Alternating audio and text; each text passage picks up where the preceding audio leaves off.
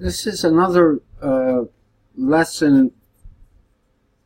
I'm going to say this is going to be shared across Revit and SketchUp because I started drawing this in Revit architecture because we need to generate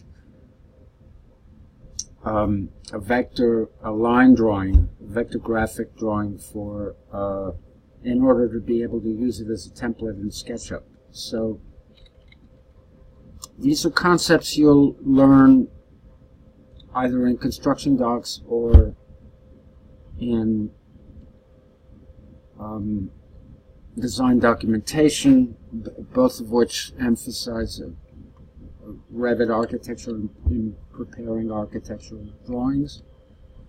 So I'll just describe what I'm doing and then proceed to do it. And at some point when you work with it, you'll find it useful. I'm duplicating a floor plan of level 1.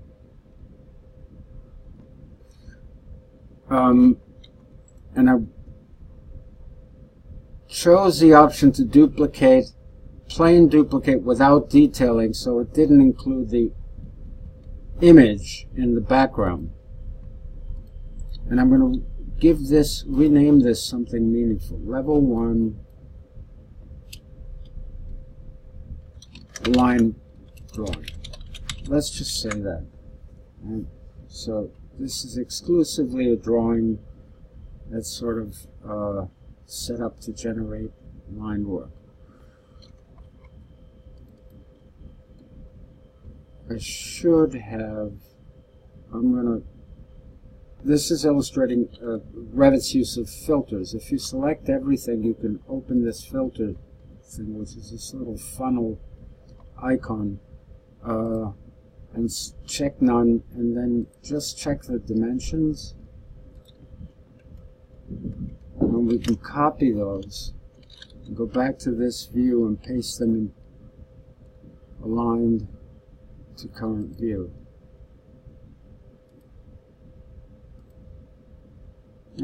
It's not letting me do that. Never mind. We'll dimension it afterwards. Maybe it's just as useful to do this. So, architecture, annotate.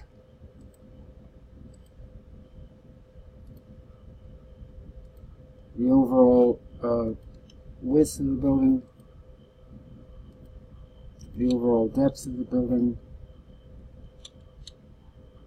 Let's just put a string of dimensions inside.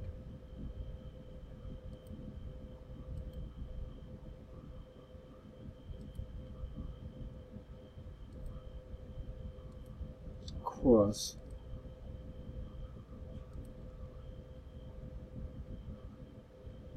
String of dimensions the other way.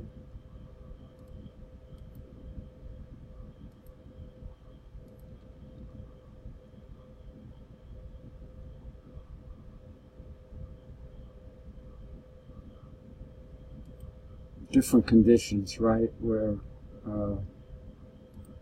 this little hall area.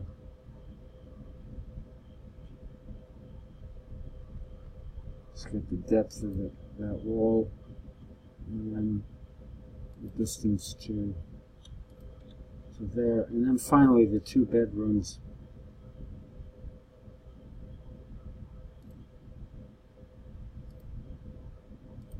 I'm realizing we have a little mistake.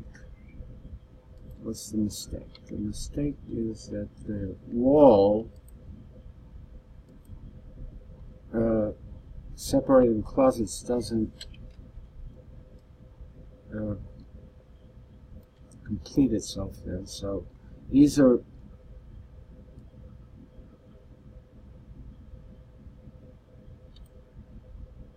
we punch out some of these dimensions because they're overlapping and it's confusing. So we need another wall between the 2 closets. Just going to move it a little bit. This is often done in interiors. You have closets back to back, so one side is shared with the other. So I guess I'm going to save this as a Revit lesson 3 because we had to make modifications to this drawing.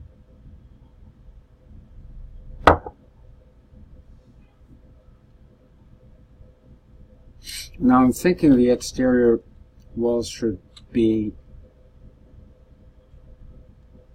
thicker than the interior walls. So let's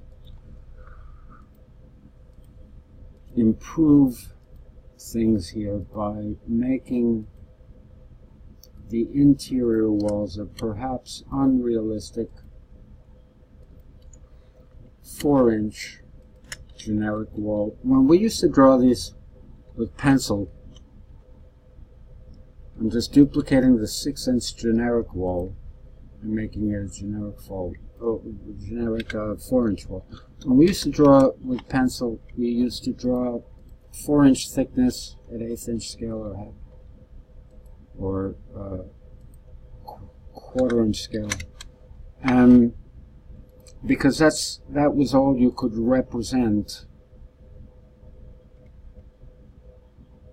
in that at that scale. You know, two lines.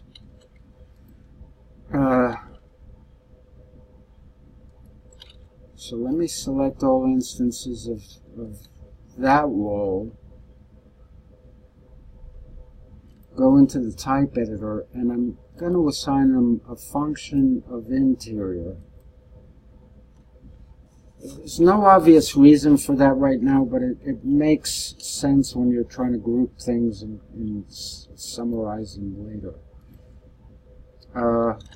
Let's see how that affects our level 1 drawing. So some of those dimensions have changed. The door openings have not changed all that much. I might, for purposes of this project, modify the tolerance level for dimensioning.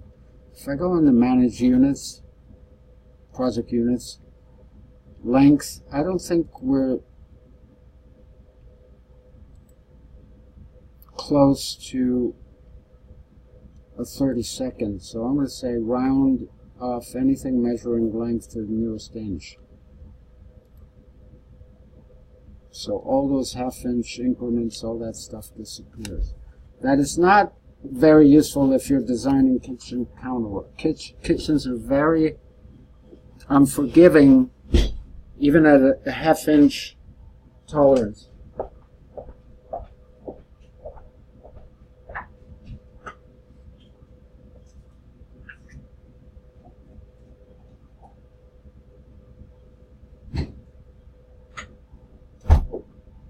Because kitchen cabinets are manufactured to a tolerance of fractions of an inch. So, but that's beyond the scope of what we're doing here. I'm basically back and forth trying to come up with a reasonable set of parameters for this drawing. I realize I haven't dimensioned the opening, this shaft here, so let's go ahead and do that.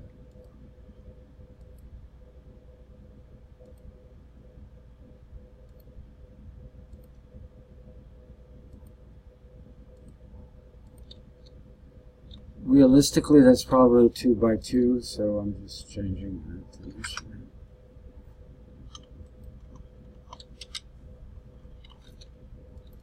Let's go to our line drawing.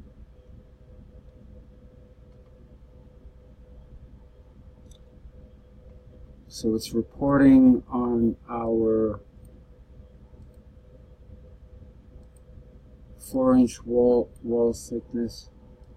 thicknesses.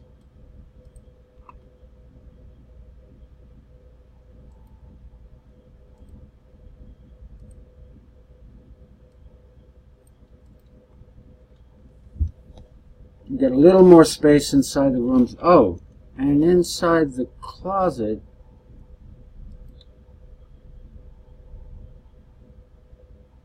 okay, good. We still have 2 feet.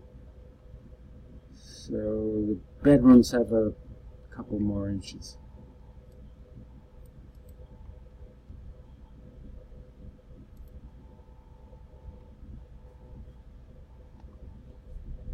Let's go ahead and set up a sheet so we can print these things on paper.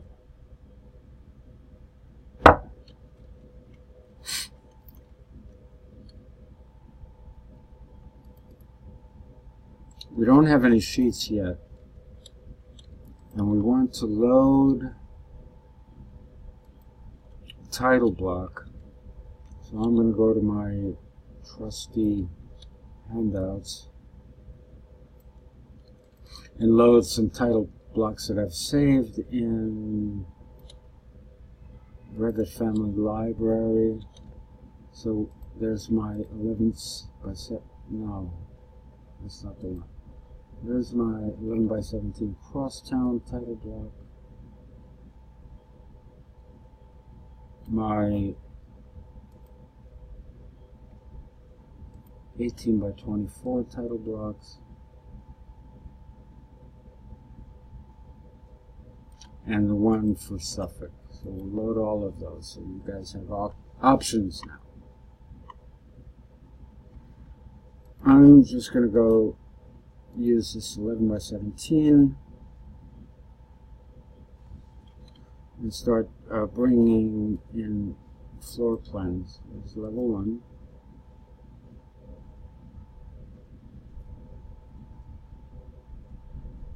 Let's bring in the level 1 line drawing. It's more publishable. It doesn't have the... So I can also activate this view, and it's kind of like double-clicking on a layout in AutoCAD. That means now I'm editing the viewport itself. I can gap these lines by clicking on that little elbow at the center.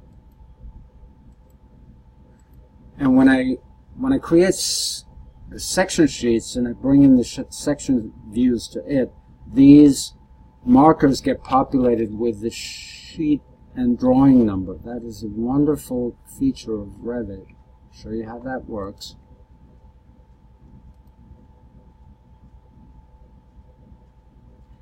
Let's deactivate this view.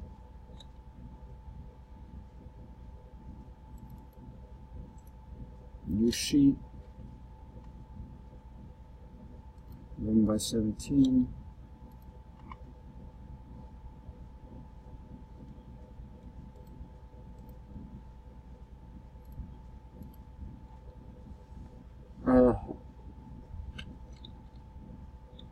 We usually use A3, reserve A3 for sections, A2 series for elevations, A1 for floor plans.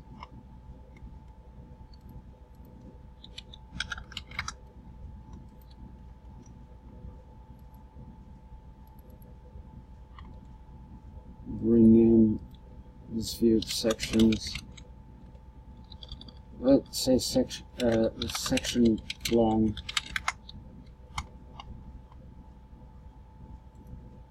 New sheet.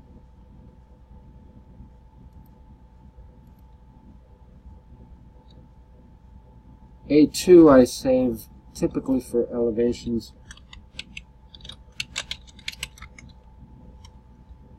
Let's create another sheet, new sheet.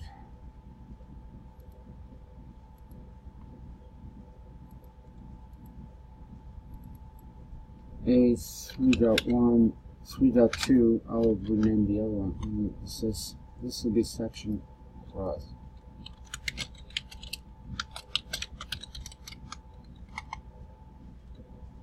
So,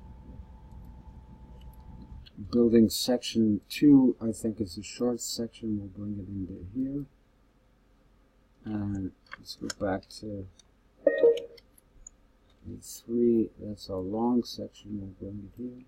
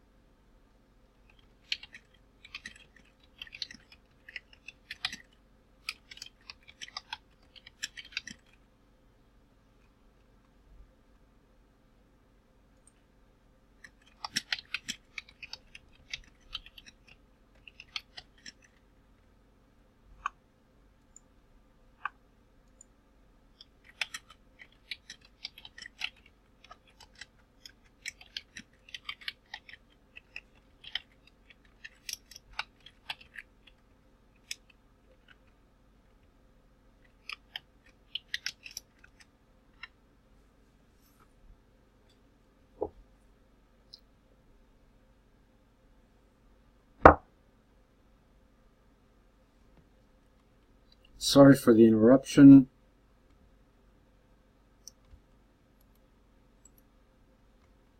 I'm going to be doing several things that appear unfamiliar to you, but once you start using Revit, they'll become familiar.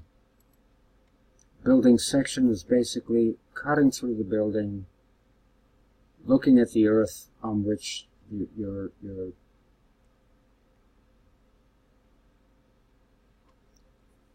building sits. We created these on sheets. So now remember, because I included these two sections on sheets, they're now cross-referenced automatically for you.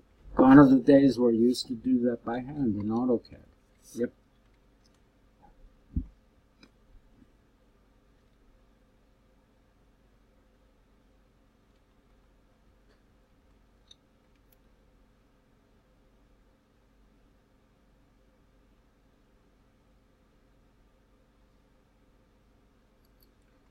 Okay.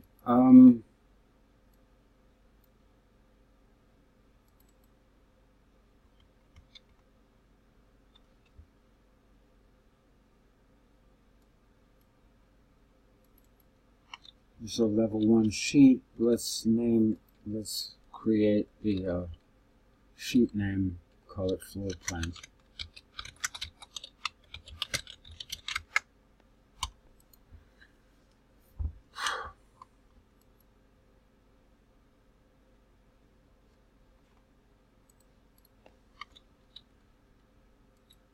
Let's create another sheet and create a 3D view while we're at it, because we've already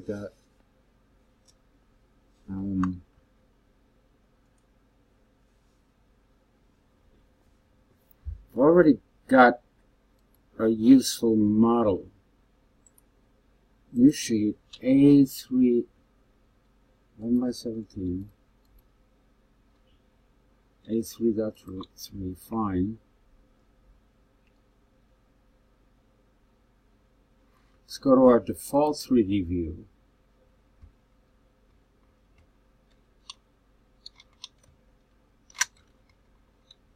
Let's put a couple trees in here. Let's go to a site plan. Trees and people. Why not?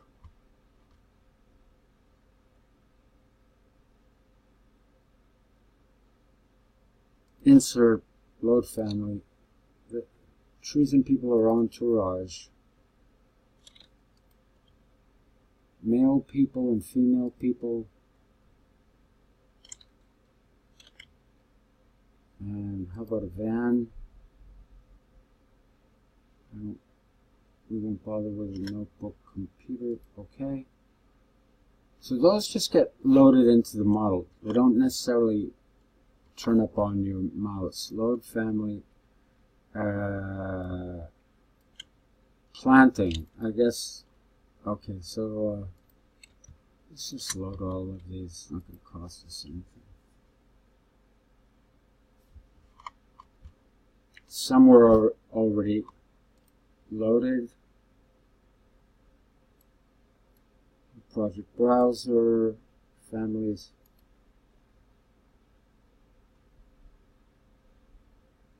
Planting. Conifers are evergreens. We can put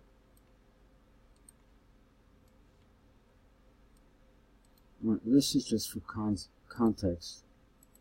Deciduous trees you would normally put on the south side, because in the summer they grow leaves, in the winter they shed their leaves and let light in, so that's good to have them on the south side. So let's put one or two of these trees here. And let's put some people.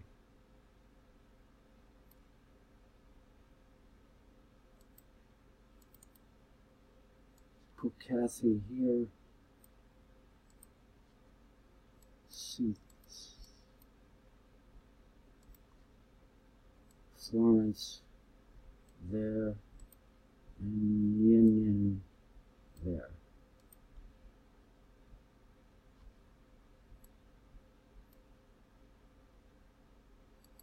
We only have one 3D view right now.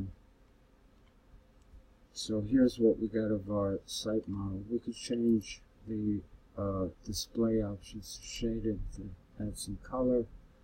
We could